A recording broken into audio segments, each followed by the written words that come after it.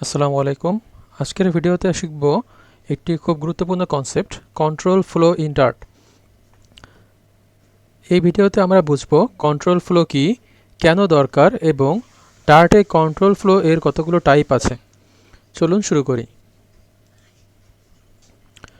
Control flow মানে হচ্ছে আমাদের প্রোগ্রামে কোন লাইন আগে চলবে, কোনটা পরে চলবে সেটাকে কন্ট্রোল করা। Normally Dart program line by line execute হয়, কিন্তু সবসময় কি আমরা চাই যে প্রতিটি লাইন একইভাবে চলুক? না, অনেক সময় আমাদের শর্ত অনুযায়ী কোড চালাতে হয়, আবার কোনো কাজকে বারবার করাতেও হয়।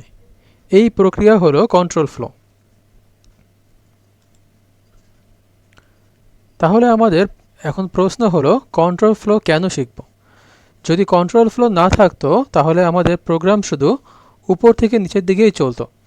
তাহলে আমরা কোনো শর্ত অনুযায়ী ডিসিশন নিতে পারতাম না, একই কোড বারবার চালাতে পারতাম না এবং প্রোগ্রাম হতো স্ট্যাটিক এবং স্মার্ট না।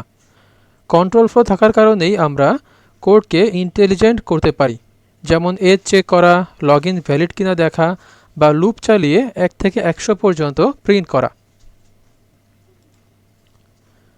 ডার্টে কন্ট্রোল ফ্লো মূলত দুই ধরনের। কন্ডিশনাল কন্ট্রোল স্টেটমেন্ট, যখন ডিসিশন নিতে হয় তখন এটা ব্যবহার করতে হয়, যেমন if, else, else if, switch. এগুলো কোড চালায় কন্ডিশন ট্রু হলে। আরেকটি হলো লুপ কন্ট্রোল স্টেটমেন্ট, যখন একই কোড বারবার চালাতে হয়, যেমন for, while, do while, for in. এইগুলো ব্যবহার করে আমরা কোড রিপিট করতে পারি। এখন দেখুন কন্ডিশনাল আর লুপ কন্ট্রোল এর মধ্যে পার্থক্য কী কী। কন্ডিশনাল স্টেটমেন্ট ব্যবহার করে ডিসিশন নেওয়ার জন্য, অর্থাৎ কন্ডিশন ট্রু হলে কোড ব্লক একবার চলে। আর লুপ কন্ট্রোল স্টেটমেন্ট ব্যবহার করি রিপিটেশনের জন্য, যতক্ষণ কন্ডিশন ট্রু কোড বারবার চলতে থাকে। ভবিষ্যতে যখন ফ্লাটারে কাজ করবেন তখন এই দুইটি আপনারা প্রতিদিন ব্যবহার করবেন। আজ আমরা শিখলাম কন্ট্রোল ফ্লো হলো কোড এক্সিকিউশন এর ডিরেকশন কন্ট্রোল করার সিস্টেম। দুই ধরনের কন্ট্রোল ফ্লো আছে, কন্ডিশনাল এবং লুপ কন্ট্রোল।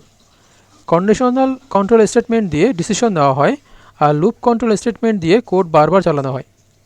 পরের ভিডিওতে আমরা শুরু করব কন্ডিশনাল স্টেটমেন্ট, অর্থাৎ if, else if, else, switch case ইত্যাদি স্টেটমেন্ট নিয়ে। ধন্যবাদ সবাইকে।